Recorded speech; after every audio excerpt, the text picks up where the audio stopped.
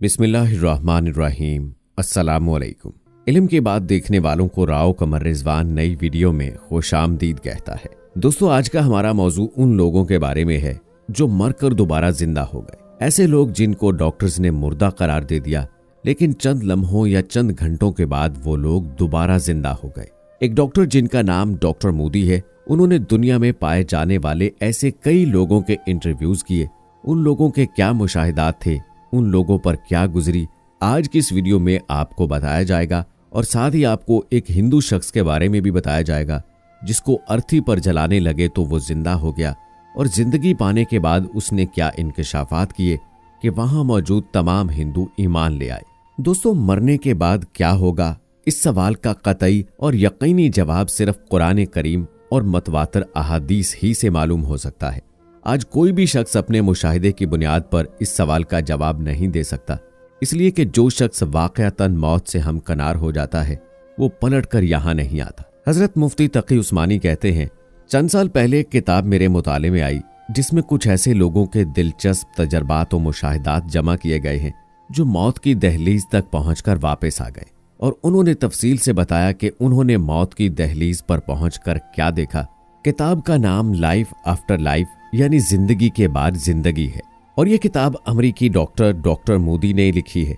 Doctor Modi को सबसे पहले एक माहिर नफ्सियात डॉक्टर जॉर्ज रिची के बारे में ये मालूम पड़ा कि डबल निमोनिया के दौरान एक मरहले पर वो मौत के बिल्कुल करीब पहुंच गए, और फिर डॉक्टरों ने मसनूई तनफ़्फ़ुस वगैरह के आखिरी तरीके इस्तेमाल किए, जिसके बाद वो वापस आए और सेहतमंद हो गए। सेहतमंद होने के बाद उन्होंने बताया कि जब उन्हें मुर्दा समझ लिया गया था, उस वक्त उन्होंने कुछ अजीबो गरीब मनाजर का मुशाहिदा किया।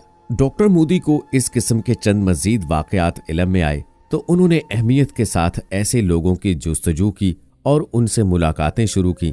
यहाँ तक कि तकरीबन 150 अफराद से इंटरव्यूज के बाद उन्होंने ये किताब लिखी। ये किताब जब शाये हुई तो उसकी 30 लाख कॉपियां एक ही साल में फरोख्त हो गईं। जिन लोगों से उन्होंने इंटरव्यू किया वो मुख्तलिफ मज़ाहिब से ताल्लुक़ रखते थे और मुख्तलिफ जगहों के बाशिंदे थे। इनमें से हर एक ने अपनी नजर आने वाली कैफियत को अपने अपने तरीके पर बयान किया। किसी ने कोई बात ज्यादा कही, किसी ने कोई बात कम बताई, लेकिन इनमें जो मुश्तरक बातें थी वो तकरीबन हर शख्स के बयान में मौजूद थी। उनका खुलासा कुछ यूं है। एक शख्स मरने के करीब है, उसकी जिस्मानी हालत ऐसी हद पर पहुंच जाती है कि वो खुद सुनता है कि उसके डॉक्टर ने उसके मुर्दा होने का ऐलान कर दिया। अचानक उसे एक तकलीफ देह सा शोर सुनाई देता है, और उसके साथ ही उसे ये महसूस होता है कि वो इंतहाई तेज रफ्तारी से एक तवील और अंधेरी सुरंग में जा रहा है। उसके बाद अचानक वो ये महसूस करता है कि वो अपने जिस्म से बाहर आ गया है। वो अपने ही जिस्म को फासले से एक तमाशाई बनकर देखता है।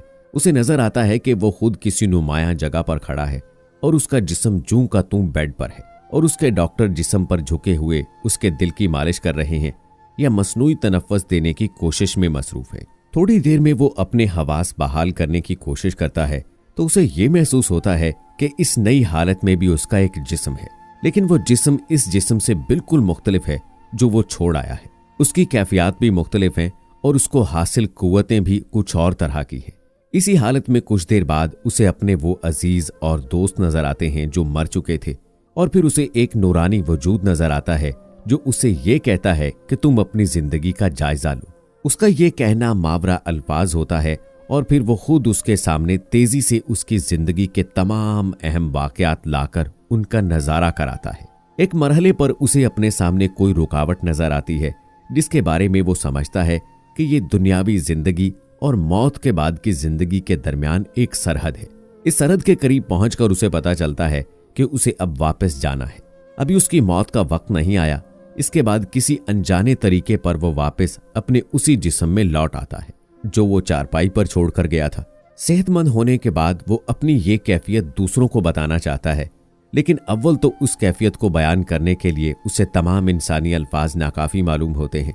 दूसरा, अगर वो लोगों को ये बातें बताई भी तो वो मजाक करने लगते, लिहाजा वो खामोश रहता है।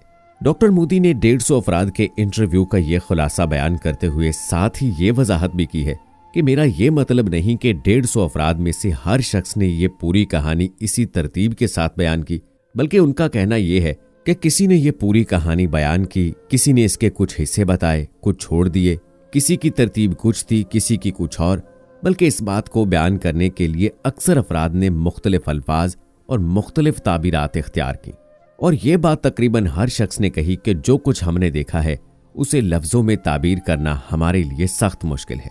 एक खातून ने अपनी इसी मुश्किल को कदरे फलसफियाना जुबान में इस तरह ताबीर किया, मैं जब आपको ये सब कुछ बताना चाहती हूँ तो मेरा एक हकीकी मसला ये है कि जितने अल्फाज मुझे मालूम है वो सब 3 डायमेंशनल हैं। इसलिए इस कैफियत को ठीक ठीक बताना मेरे लिए बहुत मुश्किल है, क्योंकि मुझे अपने इन मुशाहिदात को अल्फाज में बयान करना पड़ रहा है। इन अफराद ने जो कैफियत बयान की हैं उनमें से चंद बतौर खास अहमियत रखती हैं। एक तारीक सुरंग, दूसरे जिस्म से अलहदगी, तीसरे मरे हुए रिश्तेदारों और दोस्तों को देखना, चौथे एक नूरानी वजूद, पांचवां अपनी जिंदगी के गुजरे हुए वाकयात का नजारा।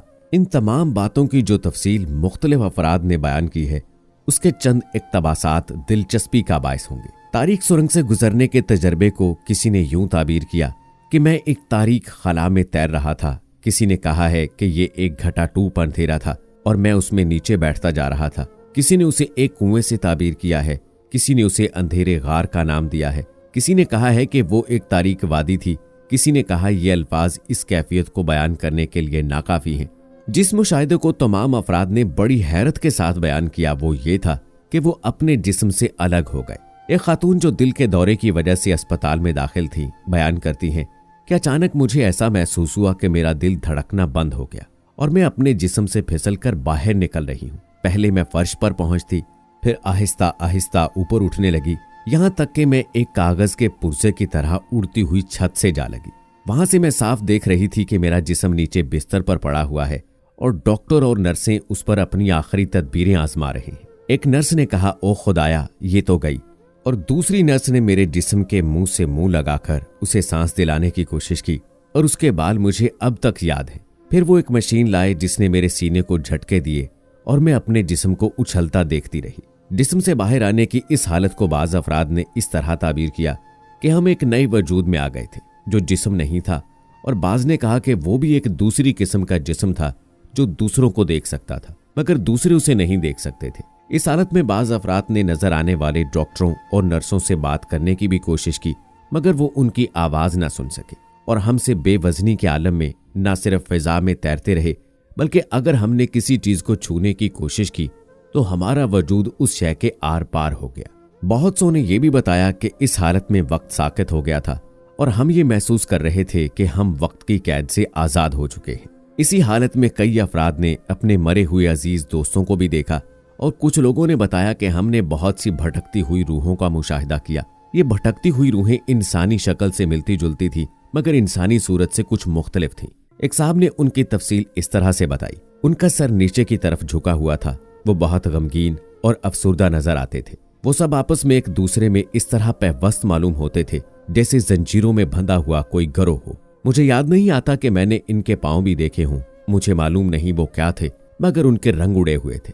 वो बिल्कुल सुस्त थे और मिट्याले नजर आते थे। ऐसा लगता था कि वो एक दूसरे के साथ गुथे हुए खला में चक्कर लगा रहे हैं और उन्हें पता नहीं कि उन्हें कहाँ जाना है। वो एक तरफ को चलना शुरू करते, फिर बाएं को मुड़ जाते, चंद कदम चलते, फिर दाएं को मुड़ जाते और किसी भी तरफ जाकर करते कुछ न थे। ऐसा लगता था कि वो किसी चीज की तलाश में हैं, मगर किस चीज की तलाश में मुझे मालूम नहीं। ऐसा लगता था कि जैसे वो खुद अपने बारे में कोई इल्म नहीं रखते कि वो कौन हैं और क्या हैं, उनकी कोई शनाख्त नहीं थी।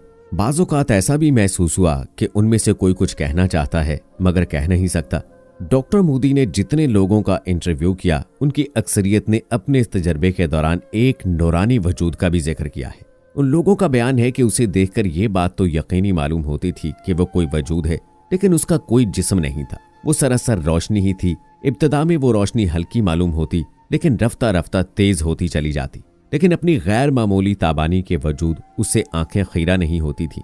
बहुत से लोगों ने बताया कि इस नूरानी वजूद ने उनसे कहा कि तुम अपनी जिंदगी का जायजा लो। बाज ने उसकी कुछ और बातें भी नकल की, लेकिन ये सब लोग इस बात पर मुत्तफिक हैं कि इस नूरानी वजूद ने जो कुछ कहा वो लफ्जों और आवाज के जरिए नहीं कहा, यानी उसके कोई अल्फाज उन्हें सुनाई नहीं देते बल्कि ये बिल्कुल निराला अंदाज़े इजहार था जिसके जरिए उसकी बातें खुद ब खुद हमारे ख्यालात में मुंतकिल हो रही थी। जिन लोगों ने इस बेजिस्मी की हालत में एक नूरानी वजूद को देखने का जिक्र किया है, इनमें से अक्सर का कहना है कि इस नूरानी वजूद ने हमसे हमारी साबिक़ा जिंदगी के बारे में कुछ सवाल किया। सवाल के अल्फाज मुख्तलिफ लोगों ने मुख्तलिफ बयान किए हैं, मगर मफहूम सबका तकरीबन ये है कि तुम्हारे पास अपनी साबिक़ा जिंदगी में मुझे दिखाने के लिए क्या चीज़ है। फिर उन लोगों का बयान है कि इस नूरानी वजूद ने हमारी साबिक़ा जिंदगी के वाक़यात एक एक करके हमें दिखाने शुरू किए। ये वाक़यात किस तरह दिखाए गए, इसकी तफसील इंशाअल्लाह आपको फिर कभी बताएंगे। तो आइए दोस्तों, अब भारत में पेश आने वाले वाक़े की बात करते हैं। दोस्तों, ये वाक़या फिरोजाबाद का है। ज़राए के मुताबिक इस बुजुर्ग की मौत 2 दिन पहले ही हो चुकी थी, मगर जब उनके घर के लोग उनकी लाश को जलाने के लिए शमशान घाट ले जाने लगे तो उन्होंने उनके जिस्म में कुछ हलचल महसूस की। अचानक से मुर्दे को हिलता हुआ देखकर वहां मौजूद काफी डर गए, लेकिन गांव के एक बुजुर्ग ने बताया कि शायद जान फिर से लौट आई है। जिसके चंद सेकंड बाद ही ध्यान सिंह उठ खड़े हुए और उन्होंने मौत के बाद पेश आने वाले वाक़े का जिक्र सबसे किया। ध्यान सिंह ने बताया कि मरने के बाद 2 लोग उन्हें घसीट कर ले जा रहे थे, लेकिन उन्हें जहां ले जा रहे थे वहां उन्हें किसी वजह से घुसने नहीं दिया गया। इसके बाद जब उन्होंने वापस लौटने से मना किया तो उन्हें लकड़ी के साथ पीटा गया और उनके ऊपर उबलता हुआ पानी डाला गया।